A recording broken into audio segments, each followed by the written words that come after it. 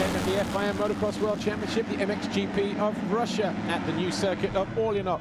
Jeremy Seewer almost pulled a whole shot, but it was the number 41 of Paul Jonas who ran up the inside of the Suzuki rider and took the lead. Seewer got himself into second. Behind him was Thomas Covington on the opening lap. Julian Lieber was also there in fourth, but quickly got himself into contention to find his way past the American in the early stages of the race. A neat move around the outside, dropping through turn 2, and then up past pit lane, put the LRT rider into third.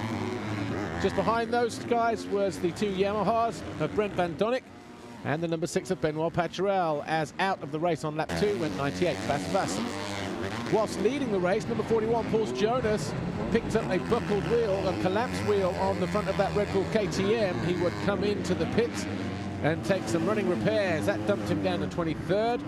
He would eventually come home in 17th. So not all lost for the championship leader. Better today than tomorrow.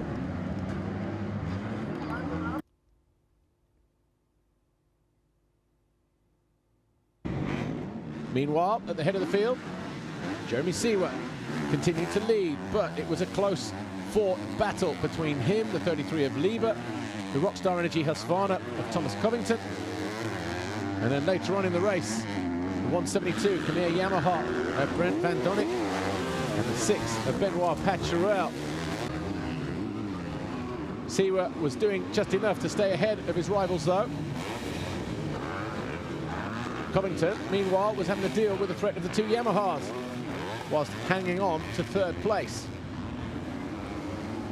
Slight mistake there from the American. Watch the bridge over there in the corner. A mistake from Brent Van Donnick. He just got himself into second with just a couple of laps to go and then went out spectacularly and will not finish the race. Jeremy Seewer, though, for the first time in 2017, came home a qualifying race winner ahead of Benoit Paturel, Thomas Covington, Julian Lieber and Thomas Kjær Olsen. Brian Bogers was in for 5th position and made the mistake on the final lap. Eventually came home in 6th ahead of Hunter Lawrence, David Herbreteau, Alvin Osland and Petar Petrov. But it will be Jeremy Seewer who goes to the line on pole for Suzuki World MX2 on Sunday. Pretty good to win on Saturday because the last few GPs I struggled a bit on that. I tried to make it better. That's what I did. Was solid. I tried to save some energy in the end. I saw Julien made a mistake, so good position for tomorrow. And I like the track. Special dirt, you know, but good layout, and it's going to be interesting for tomorrow. And thanks, guys.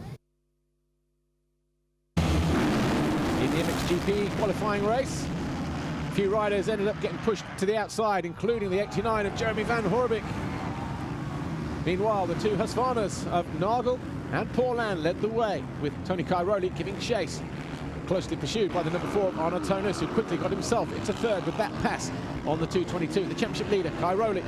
It was a Rockstar Energy Husqvarna 1-2, being led out by the number 12 of Nagel. Jeremy Van Horebeke crossed the line and pulled straight into the pit lane area, nursing an injured right hand. By lap 3, Gauthier Paulin had got himself into the lead with that pass on his teammate Nagel. The two Rockstar Energy Huskies put on a bit of a clinic until Paulin landed in neutral and quite heavily almost threw him out of the race. The danger man though was the number 4 of Arnaud Tonus on the Wilvo Yamaha. He started to close in, leaving Cairoli in 4th and DeSalle in 5th. Fevre just found his way past the Honda of Bobashev. First ride out for him after breaking a collarbone in 3 places recently. Jeffrey Hurlings, Max Anstey and Arminas Jasikonis were hanging on in there inside the top 10, battling over 8th place. Hurlings would eventually come home in 6th. Helped by a couple of mistakes. The first one from the number 12 of Max Nagel. He was in 2nd until this happened. He got it wrong, got tossed down the track, handing 2nd to Arnaud Tonus with 4 laps to go. Nagel would ride straight back to the paddock. The Wilvo Yamaha then of Arnaud Tonus reduced a 4-second gap down to 2 seconds, and then it started to get even closer for the Yamaha rider. Anstey and Jasikonis had a bit of a dispute out on track. Anstey came off worst. Eventually he came home in 8th as Jasikonis went through in 7th. Paulin threw away the lead with 4 laps to go. And then that was him in front with Tonus on the number 4 Yamaha.